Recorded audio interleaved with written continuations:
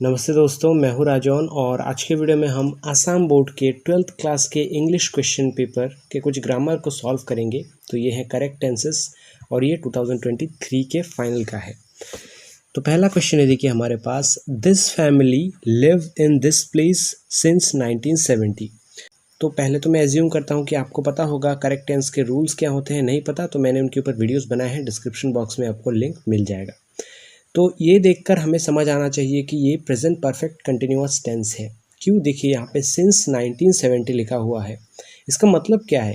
This family live in this place since 1970, मतलब ये family 1970 से इस जगह पे रह रही है।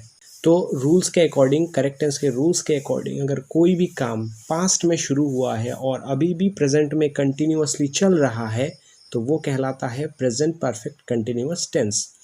और इसके रूल्स ये हैं कि जो मेन वर्ब है उसके साथ हम आईएनजी डालते हैं, और क्या लगता है, और जो हेल्पिंग वर्ब लगता है वो होता है हैज़ बीन या फिर हैव बीन। तो इस केस में दिस फैमिली, अब यहाँ पे देखिए क्योंकि फैमिली है, फैमिली एक चीज़ को दर्शाता है, हालांकि फैमिली में बहुत लोग होते हैं तो यहाँ पे हैज़ बीन यूज़ होगा, और अगर प्लूरल कोई होता तो होता हैव बीन। तो हम यहाँ पे लिखेंगे this family has been living in this place since 1970। तो लिव यहाँ पे वर्ब है इसलिए इसके साथ आईएनजी लगाएंगे। नेक्स्ट क्वेश्चन है, she go home when we met her. तो मतलब समझने का ट्राई कीजिए। लास्ट पार्ट का मतलब क्या है? व्हेन वी मेट हर, जब हम उससे मिले तब वो क्या कर रही थी? घर जा रही थी, ऐसा ही तो होगा ना। देखिए ये बहुत ही इंपॉर्टेंट पार्ट है। जब आप मतलब समझने का ट्राई करते हैं तो आपको काफ़ी हद तक समझ आ जाता है कि ये कौन सा टेंस है और हमें क्या लगाना है। तो जब वो घर जा रही थी तब हम उससे मिले थे, तो वो जा रही थी यानी कि कंटिन्यू हो रहा था कोई काम, तो ये हो जाएगा पास्ट कंटिन्यूअस टेंस। तो पास्ट कंटिन्यूअस टेंस का रूल कहता है कि हेल्पिंग वर्ब आप वाज या फिर वेयर यूज़ कर सकते हैं और मेन वर्ब के साथ आईएनजी डालेंगे। तो यहाँ पे हो जाएगा शी वॉज, क्योंकि शी सिंगुलर है इसलिए वॉज। अगर प्लूरल होता कुछ तो वेयर लगता। तो she was going home, go के साथ आईएनजी लग गया, और बाकी same when we met her, तो जब वो घर जा रही थी तब हम उससे मिले थे। नेक्स्ट क्वेश्चन देखिए, काफ़ी कॉमन सा है, बहुत बार आता है, we reached the stadium after the match start. तो ये चीज़ आप बहुत ही इंपॉर्टेंट है, याद रखिएगा प्लीज़। जब भी पास्ट टेंस का दो चीज़ दिया होता है किसी क्वेश्चन में, तो ये हमेशा ध्यान रखिए कि जो काम पहले होता है वो कहलाता है पास्ट परफेक्ट टेंस, और जो बाद में होता है वो होता है पास्ट इंडेफिनिट टेंस। इस क्वेश्चन का मतलब क्या है?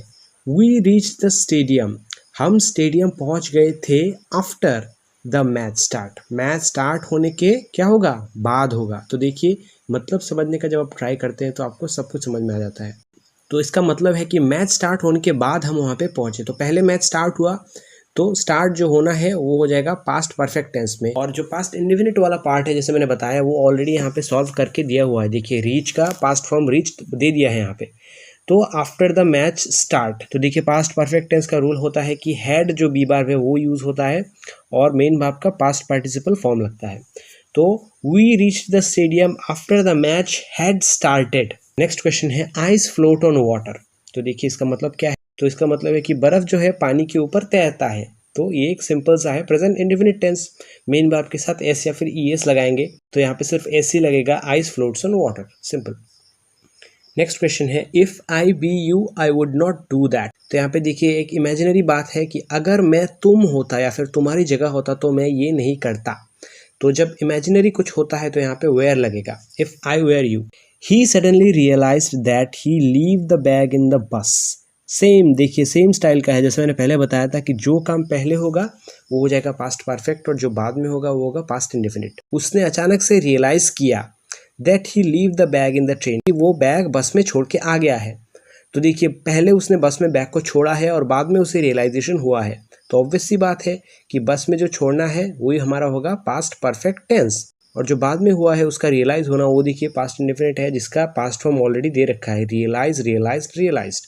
तो हम ही के साथ यहाँ पे हेड लगाएंगे क्योंकि वो हेल्पिंग वर्ब होता है पास्ट परफेक्ट टेंस का, और लीव लेफ्ट, लेफ्ट हो जाएगा LEFT। और ये लास्ट वाला देखिए थोड़ा सा घुमा के दिया है, वी ऑलरेडी हैव ब्रेकफास्ट। तो यहाँ पे देखिए ऑलरेडी वर्ड यूज़ किया गया है। आपको देख के लग रहा होगा कि ये कोई पास्ट टेंस होगा, लेकिन नहीं है। यहाँ पे हम आंसर करेंगे इसका, we have already had breakfast, यानी कि हमने पहले हमारा ब्रेकफास्ट कर लिया है। ये थोड़ा सा अलग टाइप का था लेकिन ऐसे ही करेंगे हम इसे।